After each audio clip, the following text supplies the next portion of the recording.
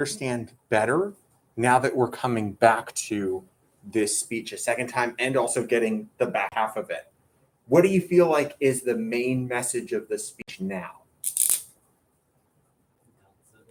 The what? Don't settle.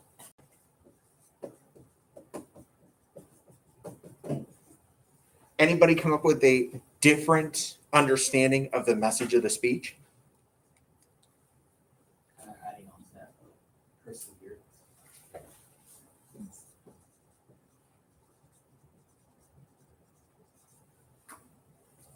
Don't be afraid to understand.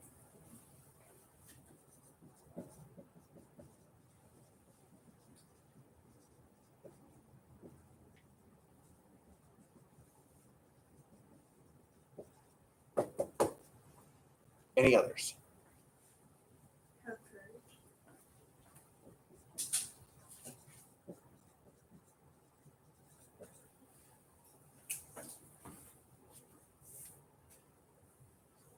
Anything else that we gleaned out? Anything else that we understand better?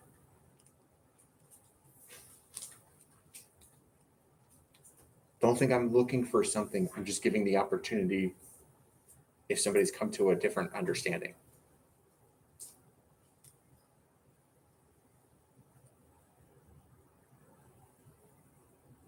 Strive for change. Okay.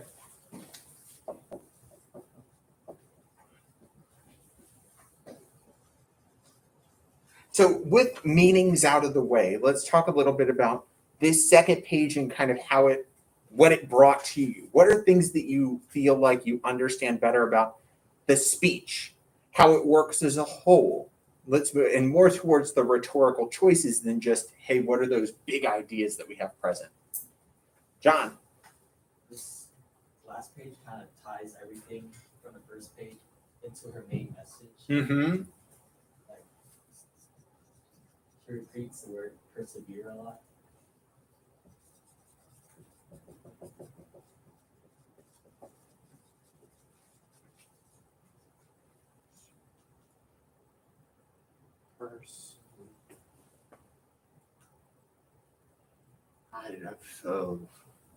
Oh well, let's carry that. The word doesn't look right to me. It's just one of those that I'm like, I can't make it work, and it's all right. Let's move on.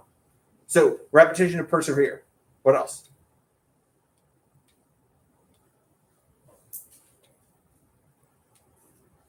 Which kind of ties into the idea that like everything you do matters. Mm-hmm. So kind of more on that idea of tying in.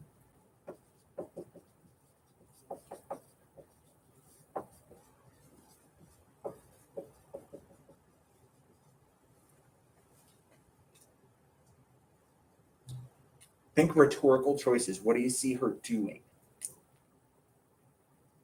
She uses a quote from Robert Kennedy. Okay.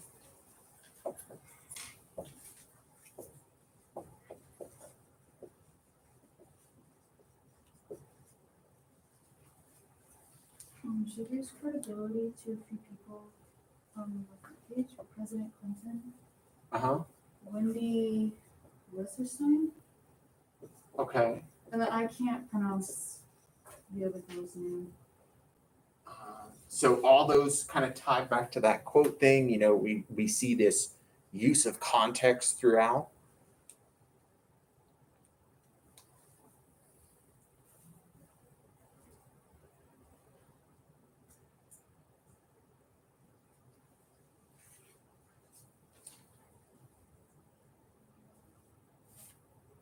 Makes it very clear that you will indeed face obstacles. Mm-hmm.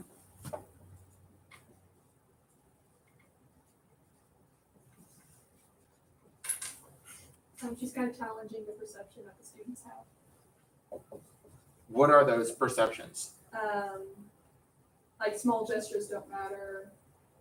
You will be challenged. Stuff like that.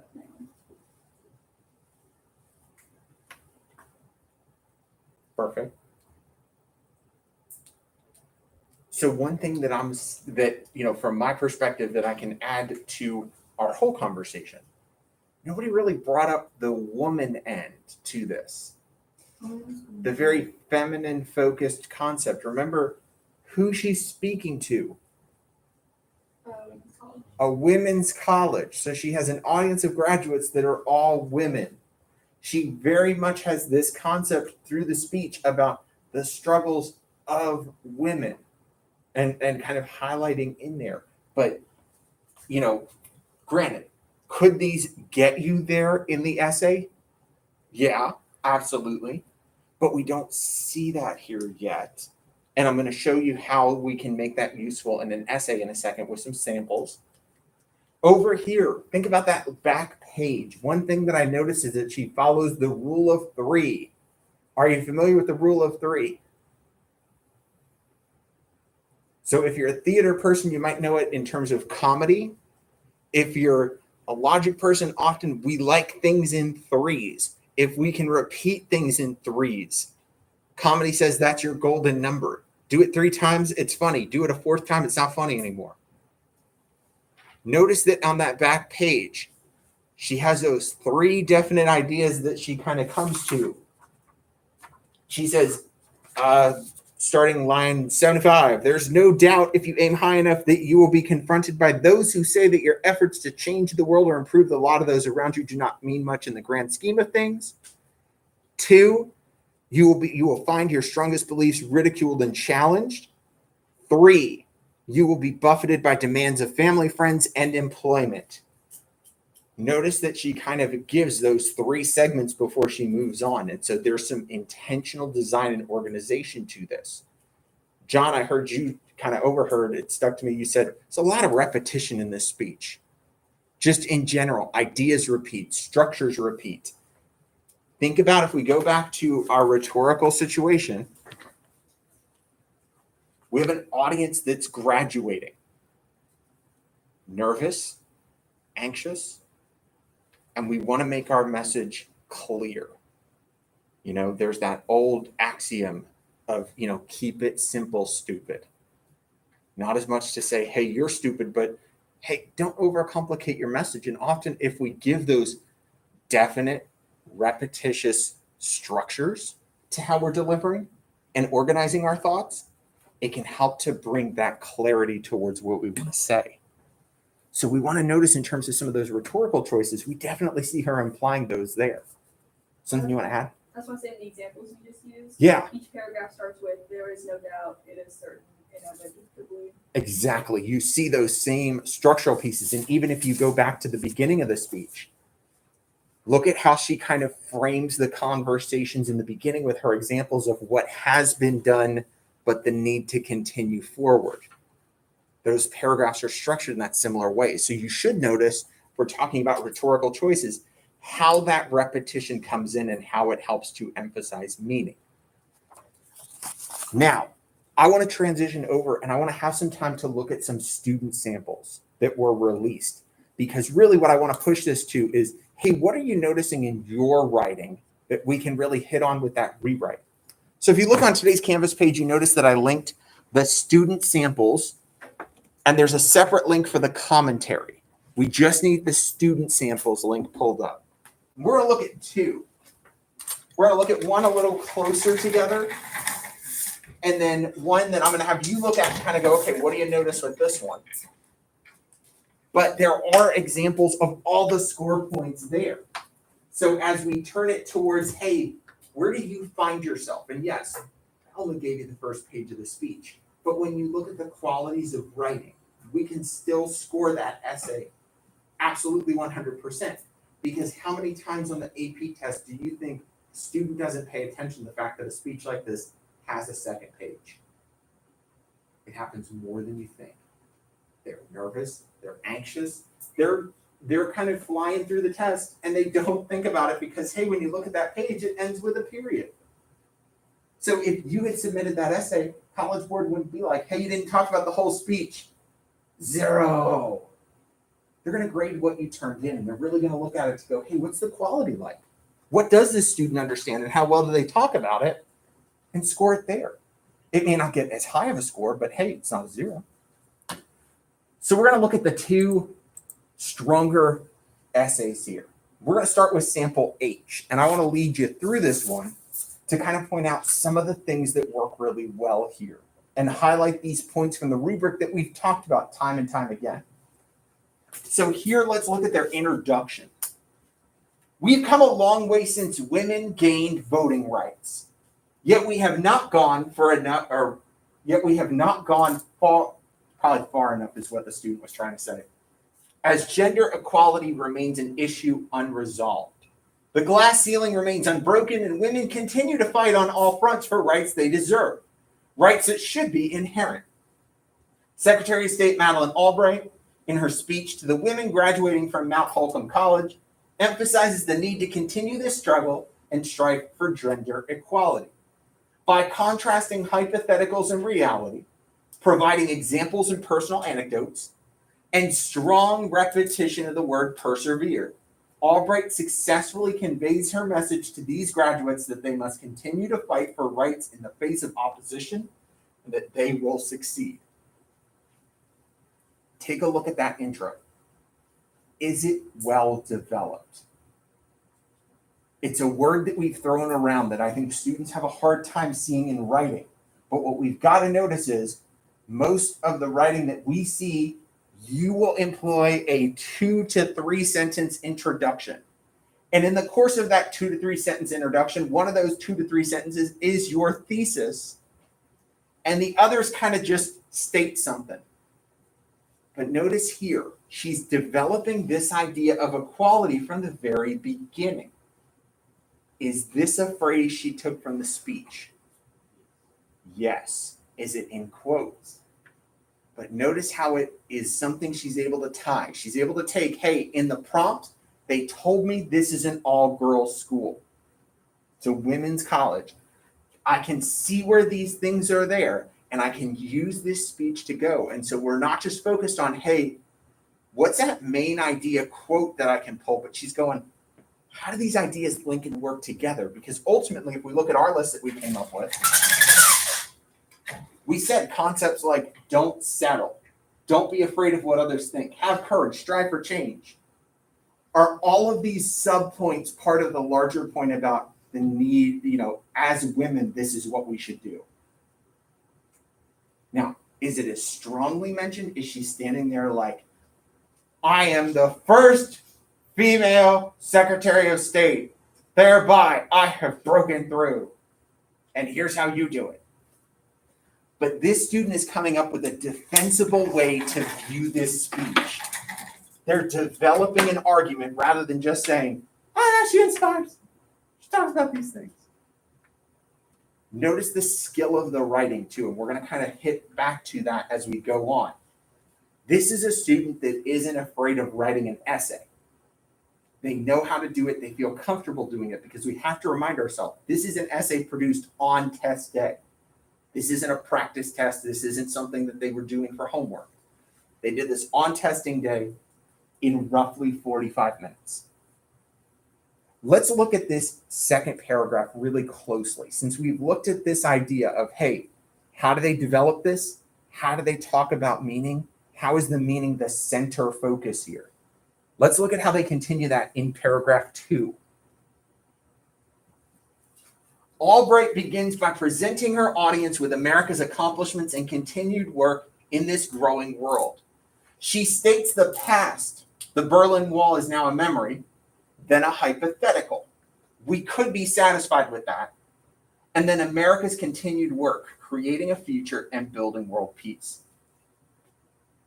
Notice how she's using her evidence in league with her commentary here. Instead of just giving us the quotes and telling us, here's what she says, she's using the quotes to illustrate the rhetorical choice that she's making. And so this is true student guidance. She's looking at the writer's purpose and how that purpose informs the choices she's making in constructing the speech. She says this powerful form of presenting what has been accomplished, then a hypothetical paired with reality, is a powerful way to allude to the idea that accomplishing is not enough. We must never stop trying to get better. Is she repeating what's literally been said? And for some of us, that's where our kind of stuff struggles, is that we introduce a quote and then we kind of just get stuck on that.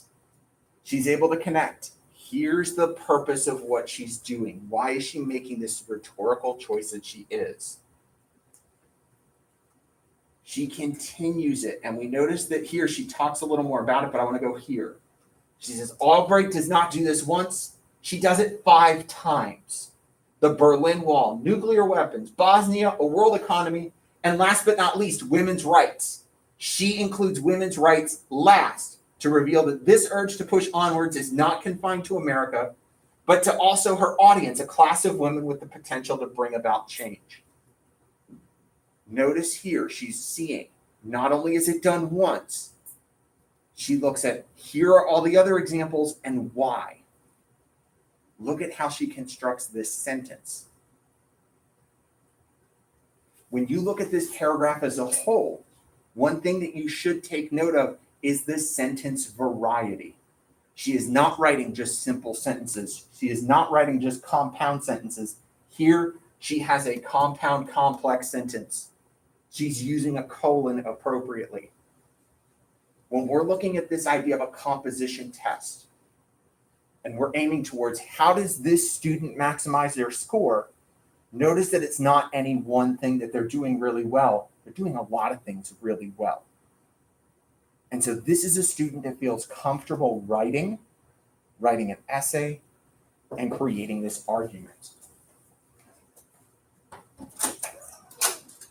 So as we start to look here, I want to take a second for you to kind of scan the entire thing for a second with one special focus.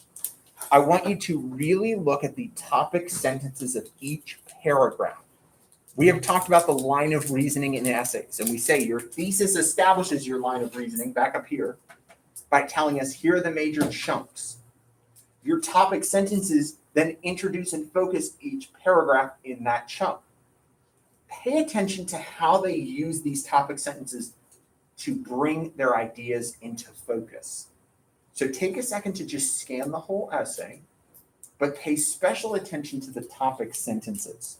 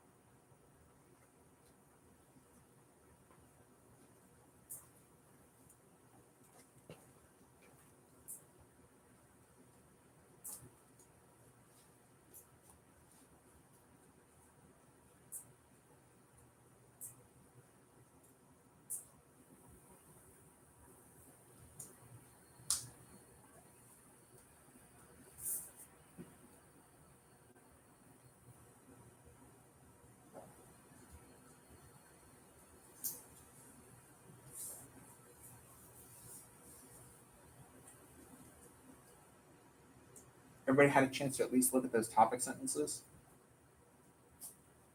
If you're struggling with that whole idea of developing the ideas in your essay, about how the line of reasoning can play in, this essay is a great example of how to do that, because what you would want to do as a student is look at what's their thesis, and then highlight and just pull out their topic sentences. And what you're noticing is they create a really strong spine to this essay.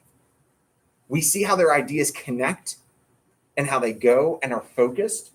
We also notice that this student doesn't get lost in the weeds. We have said that for some students that kind of had struggled with success, they got focused too much at the bottom of the rhetorical situation on all the stylistic choices rather than really looking at, hey, what's the purpose of this? Hey, how do they appeal to something? If you find that you struggle there too, and that you just have some random quotes and you don't really know how to bring these ideas together, I would have you go back here and look at paragraph 3. As you scan the document, you may have noticed, and even if you look here, paragraph 3 doesn't have a single quote in it. But it is a really effective paragraph because they are definitely focused on the ideas and the purpose. they're using examples from the speech without needing those specific line defined bits. And so if you're looking at, hey, how do I not get lost? This is a good idea here of looking at it. This is just one student sample. What's nice about having these packets is that they provide us multiple. And so I want to give you a second. I don't want to get lost here. To go down. And I want you to read sample F. Totally. I'm going to give you a couple of minutes to do this. And I want you to notice a couple of things. Sample F is not as beautiful as the first one. You're going to read the introduction. You're going to look at me and you're going to be like, this one got a 6? Like, huh? Don't get lost in that part of it. What I want you to see is, how is this just as effective an essay as the earlier one? And we'll talk about it to kind of end our time today.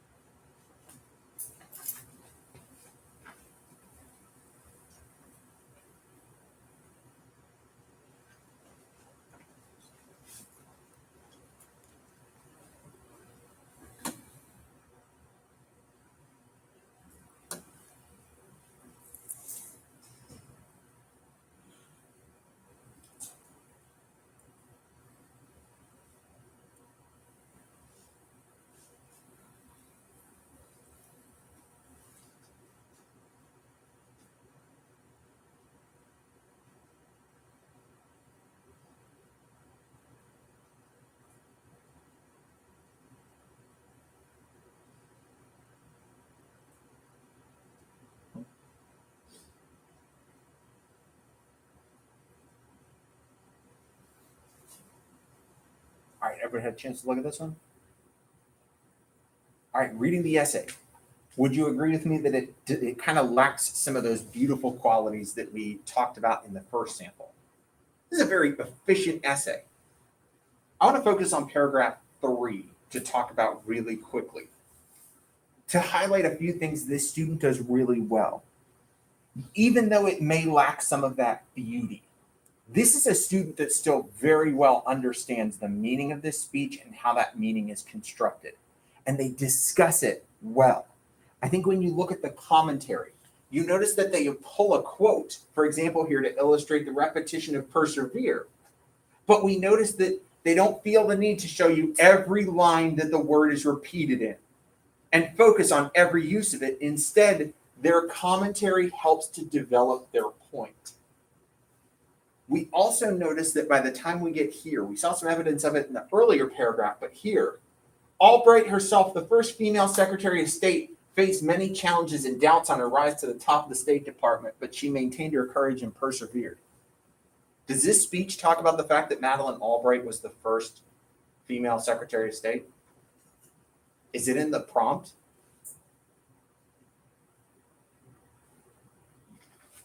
When we talk about this test having a bias in favor of kids that know stuff, this kid understands the climate of mid-90s America because they talk about it in this paragraph. Here they're able to talk about Madeleine Albright's kind of historic role.